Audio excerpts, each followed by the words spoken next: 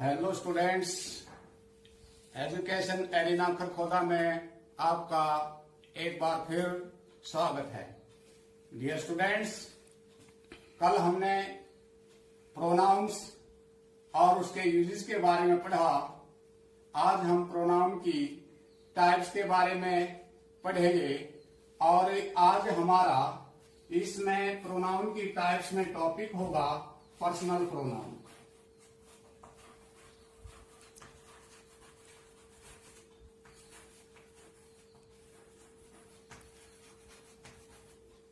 Personal pronoun, ये personal दरअसल person से ही बना है।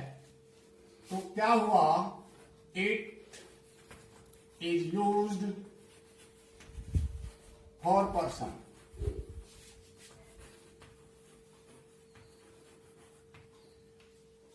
ये किसी पर्सन से ही रिलेट होता है।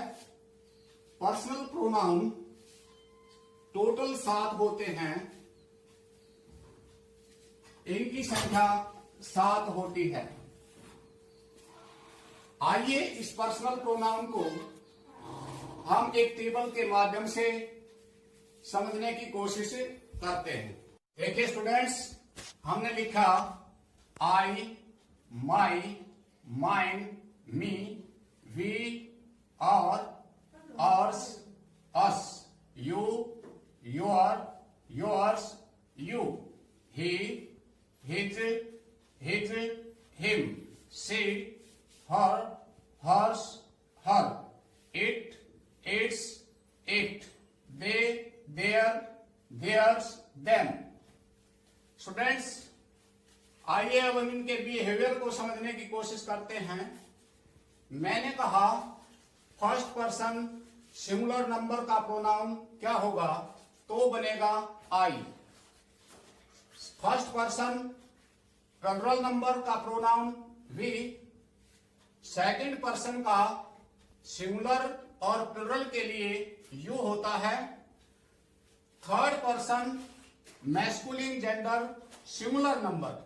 स्टूडेंट्स कृपया ध्यान दें, मैंने कहा third person masculine gender singular number का प्रोनाउन ही। फिर कहा third person feminine gender singular number का pronoun she. Third person neutral gender singular number it. Third person common noun plural number का जो प्रोनाउन है वो बनता है दे। स्टूडेंट्स, अब हम देखते हैं कि हम आई के साथ आई को हम एक सिंगुलर प्रोनाउन की तरह काउंट करते हैं, तो इसके साथ हम वर्ब यूज करते हैं सिंगुलर हेल्पिंग वर्ब। लेकिन देखिए, जो 2 टेंस होते हैं, प्रेजेंट इंडेफिनिट टेंस और प्रेजेंट परफेक्ट टेंस में हम आई के साथ प्लूरल हेल्पिंग वर्ब का यूज करते हैं। मैं इसे संक्षिप्त में लिख रहा हूं, P plural, H helping, V for verb. V चूंकि प्लूरल होता है, इसके साथ प्लूरल हेल्पिंग वर्ब का प्रयोग होता है। यू अपने आप में सिंगुलर भी होता है और प्लूरल भी होता है। जब मैंने कहा I am talking to you, class में मैंने एक बच्चे को टारगेट किया और उसे कहा I am talking to you, मैं तुमसे बात कर रहा हूं। तुमसे मीन्स वो एक पार्टिकुलर एक लड़का है, तो वहां पर ये सिंगुलर हुआ। और मैंने कहा I am teaching you, means मैं आप सबको पढ़ा रहा हूं, वहां भी मैंने यू का प्रयोग किया। तो यू चाहे सिंगुलर के रूप में प्रयोग हुआ हो या प्लूरल के रूप में प्रयोग हुआ हो, इसके साथ सदा जो वर्ब आती है वो आती है प्लूरल हेल्पिंग वर्ब। ही सिंगुलर है, third person singular number masculine gender, इसके लिए सिंगुलर हेल्पिंग वर्ब।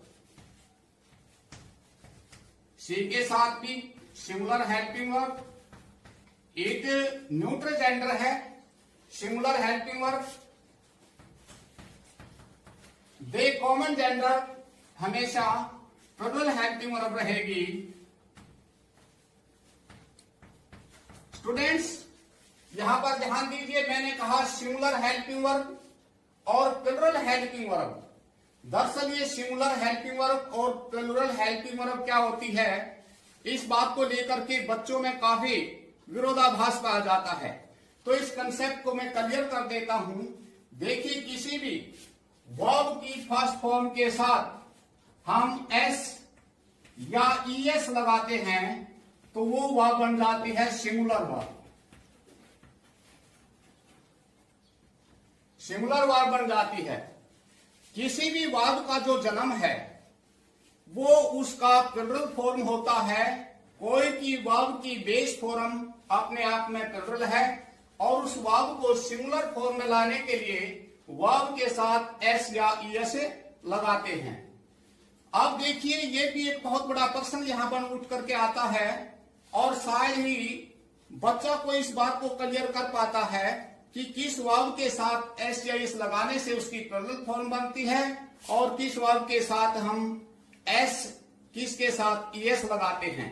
तो मैं आपको बताऊं स्टूडेंट्स, यदि किसी वर्ब के अंत में डबल एस हो, एस एच हो, सी एच हो, ओ हो, एक्स हो और जेड हो, यदि किसी वर्ब के अंत में इनमें से कोई भी वर्ड है, कोई भी लेटर्स, जैसे दो लेटर कहीं एक भी है, double S, S H, C H, O, X और जेड, यदि यो होगा तो उस वर्ब के अंत में ई एस जोड़ेंगे और उसका क्या बन जाएगा, सिंगुलर फॉर्म। स्टूडेंट्स इस बात को नोट कीजिए, बहुत इंपॉर्टेंट बात है कि किसी भी वर्ब का हमने सिंगुलर फॉर्म बनानी है तो उसके साथ हम एस एस लगाते हैं। तो वे कौन सी वर्ब हैं जिनके साथ ई एस लगाते हैं। जैसे हमने लिखा थैंक्स, क्लैश संघर्ष, किस, गो और लिखा प्लीज, आदि ये फॉर्म है, आदि ये वर्ब हैं जिनका एंडिंग C H, S H, double S, गो और जेड है। इन वर्ब के अंत में ईएस लगाने से इनका प्लूरल बन जाता है। तो चलिए स्टूडेंट्स हम अपनी कहानी को आगे बढ़ाते हैं। हमने देखा कि आई के साथ सिंगुलर वर्ब भी आती है और प्रेजेंट इंडेफिनिट और प्रेजेंट परफेक्ट टेंस में इसके साथ प्लूरल वर्ब का प्रयोग होता है। वी प्रोनाउन के साथ प्लूरल वर्ब आती है, चूंकि अपने आप में प्लूरल है। यू जो होता है वो सिंगुलर हो चाहे प्लूरल हो, उस सब के साथ प्लूरल हेल्पिंग वर्ब का प्रयोग होता है। ही के साथ V1 plus I and we verb की फर्स्ट फॉर्म, सी के साथ वर्ब की फर्स्ट फॉर्म, इट के साथ बी वर्ब की फर्स्ट फॉर्म, दे चूंकि प्लूरल है इसके साथ एक प्लूरल हेल्पिंग वर्ब का प्रयोग होता है। चलिए स्टूडेंट्स हम आगे चलते हैं। जब मैंने कहा, जब मैं आपके सामने कक्षा में पढ़ा रहा हूं तो मैं आपसे बातें कर रहा हूं तो मैं स्पीकर हूं। मैं स्पीकर हूं फर्स्ट पर्सन। जब मेरे साथ कोई दूसरा साथी आकर के, दूसरा साथी अध्यापक भी आ जाता है तो मैं कहूंगा कि हम यहां आपको पढ़ाने के लिए आए हैं। तो हम अब दो हो गए। तो फर्स्ट पर्सन सिंगुलर नाउन के लिए आई, फर्स्ट पर्सन प्लूरल नाउन के लिए वी का प्रयोग किया और ये हुए हमारे फर्स्ट पर्सन। ये हुआ हमारा first person. First person speaker होता है। किसी भी कॉन्वर्सेशन में दो ही पर्सन एक्टिव होते हैं। जो बोलता है वो स्पीकर होता है और जो सुनने वाला है वो लिसनर होता है, वो सेकंड पर्सन होता है। फॉर एग्जाम्पल क्लास में मैं आपको पढ़ा रहा हूं तो बोल मैं रहा हूं, मैं स्पीकर हूं, मैं आप मेरी बात को सुन रहे हैं तो आप लिसनर हुए। कोई भी कन्वर्सेशन होती है जिसमें केवल दो ही पर्सन एक्टिव होते हैं, जो बोलने वाला होता है वो स्पीकर और जो सुनने वाला होता है वो लिसनर। जब ये बोल रहा है तो ये सुन रहा है, ये स्पीकर, ये लिसनर। जब यो बोलता है, यो सुनता है, यो स्पीकर, यो लिसनर। तो ये बात से स्टूडेंट्स क्लियर हो चुकी होगी कि जो बोलता है, जो स्पीकर है, वो फर्स्ट पर्सन होता है, जो सुन रहा है वो सेकंड पर्सन होता है, और जिसके बारे में वे बातें कर रहे हैं, जिसके बारे में वे बात कर रहे होते हैं, वो थर्ड पर्सन होता है। Third person means non active person, वो पर्सन वहां पर होता ही नहीं। तो ये हमारा हुआ सेकंड पर्सन।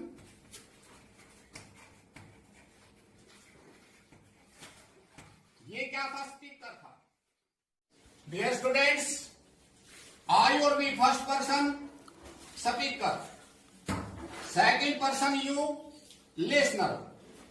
किसी भी कन्वर्सेशन में जब दो ही पर्सन एक्टिव थे तो बाकी के जो बचे उनको हमने रख दिया थर्ड पर्सन में। Third person non active.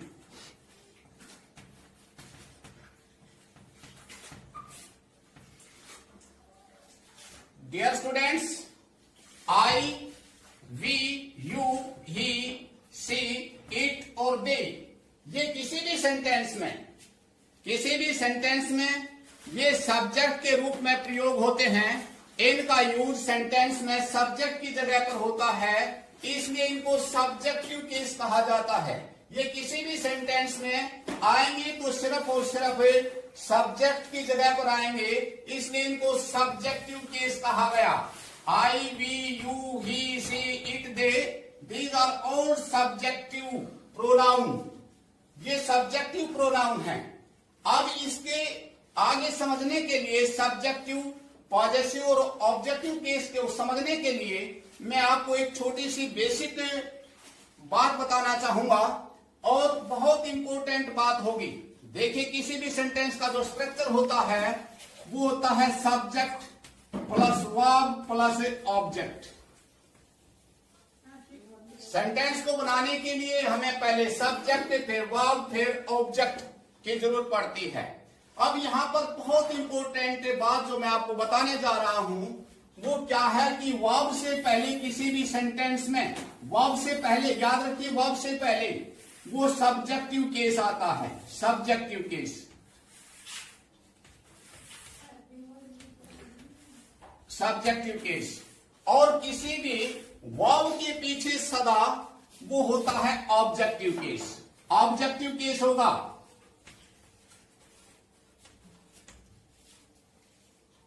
ध्यान दीजिए, वर्ब के पीछे हमेशा ऑब्जेक्टिव केस आएगा और वर्ब से पहले हमेशा सब्जेक्टिव केस आएगा।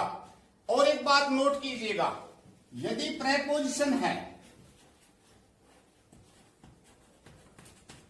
प्रेपोजिशन, किसी भी प्रेपोजिशन के पीछे जो आएगा वो सदा ऑब्जेक्टिव केस होगा। Objective case. अब यहां से हम अपनी कहानी को आगे प्रोसीड करते हैं, आगे बढ़ाते हैं। आई का सब्जेक्टिव केस बना ऑब्जेक्ट, आई सब्जेक्टिव केस, एस का ऑब्जेक्टिव केस बना मी, वी का ऑब्जेक्टिव केस अस, यू का ऑब्जेक्टिव केस भी यू ही होता है। सब्जेक्ट और ऑब्जेक्ट दोनों जो होता है वो यू होता है। ही का ऑब्जेक्टिव केस बना हिम, से का हर, एक का इट, दे का देम। तो स्टूडेंट्स देखिए, यहां पर इस कंसेप्ट को भी हम क्लियर कर देते हैं। मैंने कहा राहुल लाइक्स सिमरन।